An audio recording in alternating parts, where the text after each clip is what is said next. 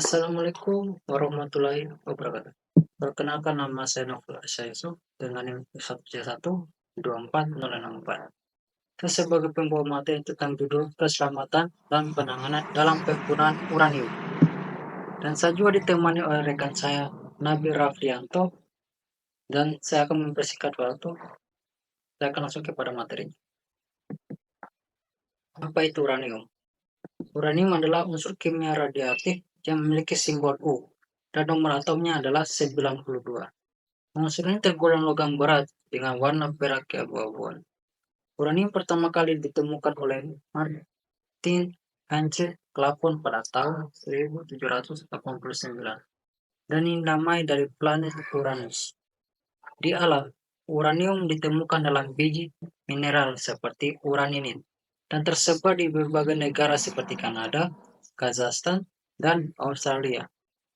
Dari beberapa isotop yang dimiliki uranium adalah U-235 adalah yang paling penting karena dapat mengalami fisi, sementara U-238 adalah isotop yang paling melimpah. Untuk dapat digunakan dalam reaktor nuklir ataupun senjata, uranium harus melewati proses pengayaan karena sifatnya yang radioaktif.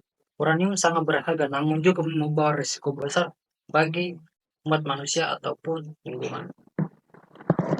Mungkin itu saja materi yang bisa saya sampaikan. Untuk kasusnya akan disampaikan oleh rekan saya Nabil Raffianto kepada rekan saya, dipersilakan. Langsung saja kita ke studi kasus pada unsur uranium. Jadi kita akan mengambil contoh dari teknologi profil merah pada tahun 1970. Pada insiden ini pada tanggal 30 September 1999 di sebuah fasilitas pengolahan bahan nuklir milik perusahaan Nikko yang berlokasi di kota Tokaimura di Jepang. Saat itu, 3 orang pekerja yang sedang melakukan proses penyampuran larutan uranium yang digunakan sebagai bahan bakar untuk reaktor riset. Namun dalam prosesnya mereka tidak mengikuti prosedur keselamatan yang telah ditetapkan karena ingin mempercepat pekerjaan. Para pekerja menggunakan metode yang tidak diperbolehkan, yaitu menuangkan larutan uranium secara manual dan menggunakan ember baja tahan karat ke dalam tangki presipitas. Mereka lakukan tampak sederhana, tetapi sangat berbahaya karena uranium yang digunakan merupakan uranium yang telah diperkaya hingga 18,8% U-235, jauh lebih sensitif terhadap reaksi berangkai. Total uranium yang dimasukkan ke dalam tangki mencapai lebih dari 16 kg, jauh melampaui batas kritis yang seharusnya hanya sekitaran 2,4 kg. Akibatnya, tanpa disadar oleh para pekerja, terjadi reaksi fusi nuklir spontan di dalam tangki. Ini terjadi berantai seperti yang terjadi dalam reaktor nuklir. Tetapi kali ini terjadi di tempat yang tidak dirancang untuk itu dan tanpa kendali. Reaksi tersebut menyebabkan pelepasan besar radiasi neutron dan gamma. Muncullah kilatan cahaya biru khas yang dikenal sebagai radiasi Cherenkov, yang merupakan pertanda bahwa reaksi nuklir aktif sedang berlangsung. 3 pekerja yang berada paling dekat dalam tangki langsung terkena paparan radiasi di dalam dosis yang lebih tinggi, bahkan mematikan. Salah satu dari mereka menerima paparan hingga 20 severe,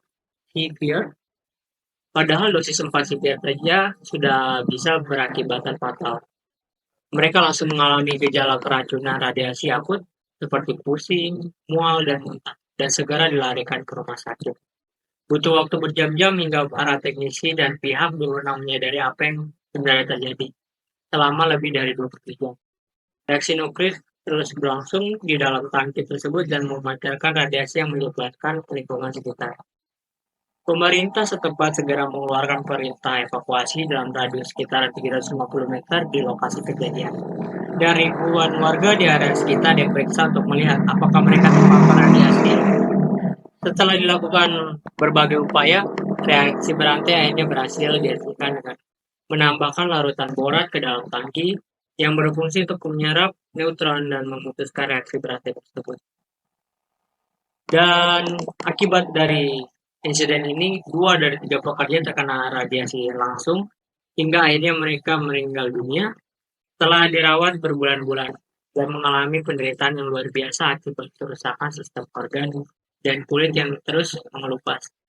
Ratusan orang lainnya, termasuk petugas medis dan warga sekitar, terpapar radiasi dalam tingkatan yang bervariasi. Meskipun sebagian besar tidak menunjukkan gejala langsung.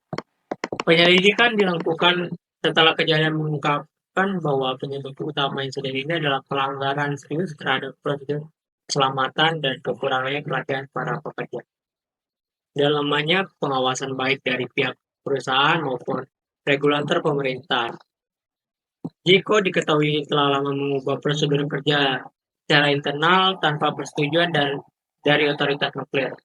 Insiden ini menjadi peringatan besar bagi Jepang dan dunia akan bahaya nyata dari kelalaian manusia dalam menangani bahan nuklir. Setelah kejadian ini, Jepang memperketat sistem pengawasan nuklir dan memperbarui banyak peraturan keselamatan di sektor energi nuklir. Insiden Tokaimura dikenal sebagai salah satu kecelakaan nuklir yang paling serius di negara sebelum bencana Fukushima tahun 2011 dan hingga kini masih menjadikan contoh dalam pelatihan keselamatan nuklir di seluruh dunia.